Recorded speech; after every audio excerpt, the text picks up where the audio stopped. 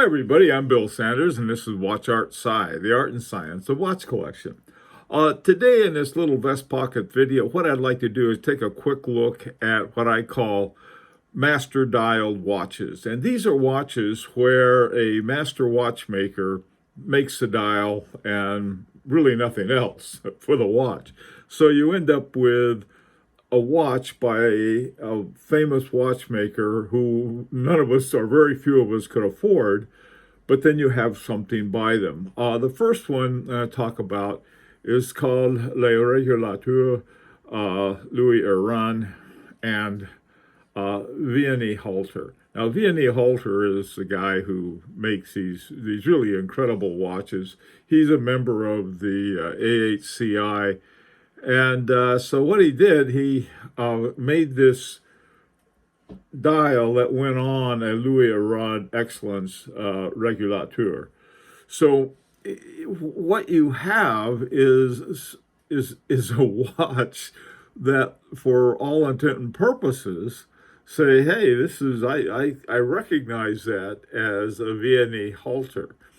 Now, the thing about this one, it came out recently and it sold out almost immediately. So they're very popular.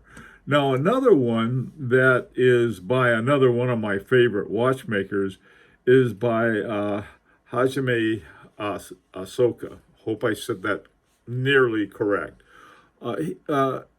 Hajime has a watch called the Tsunami, which is everything about it's handmade, including the movement. Beautiful watch.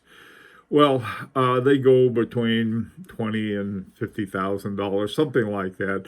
Most of us couldn't afford one. So what he did, he got together with a company called Corono and made a dial for him, and they put it on a watch with a Miyota caliber 90 S5, which is supposed to be the top of the line of Miyota movements. And so anyway, they were able to sell this one, I think, for around $1,700, something like that. I think sold out, just poof, sold out very quickly. And there's another one they made more recently with a sort of a gold color dial, selling for, I think it was over $3,500. They had 5 times the number of watches. They had like 144 watches or 200 watches, something like that. And they had 5 times the number right out the door of people who wanted that watch. So these are incredibly popular. Now, here's an irony of it. This is the 2020 nominated watches. 2 of them are master dialed watches. The Corono Tokyo, that was one we just looked at, and Louis Erard had another one, except instead of with Vianney Halter, he had it with Elaine Silberstein. Now, both of those watches, in fact, all 3 of them, Louis Erard had his own regulator, and all he did is just change the dial. One was, the first one by Elaine Silberstein was one of the finalists in the Grand Prix for the Challenge Award. So this is sort of an interesting kind of thing.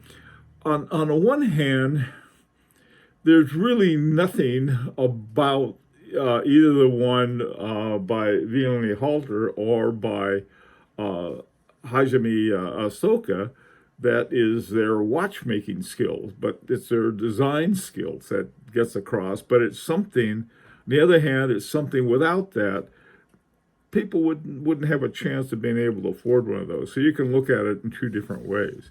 Now, going back to the original swap on this is something that happened. I love this watch. It's called the Sinn dialed Hoyer. It was back in the 70s or 80s. The German Air Force had a deal as this very strange contract with Hoyer to make watches for their Air Force. But then they had the service contract with Sinn. And so what Sinn did with some of them, they'd service them, and then they'd put their own dial on it and send them back on top of a Hoyer, on top of a Hoyer watch. Anyway, so having dials swapped around is nothing new, but I thought this was a little different, and I would love to get my mitts on a Sinn dialed Hoyer. Well, listen, I'd like to hear your opinions about this. What about the whole concept of a master putting on his or her dial on top, but doing nothing else on top of a relatively inexpensive movement and watch altogether? Anyhow, this is also an invitation to subscribe if you'd like. And until next time, this is Bill Sanders for Watch Art Sci, the art and science of watch collection.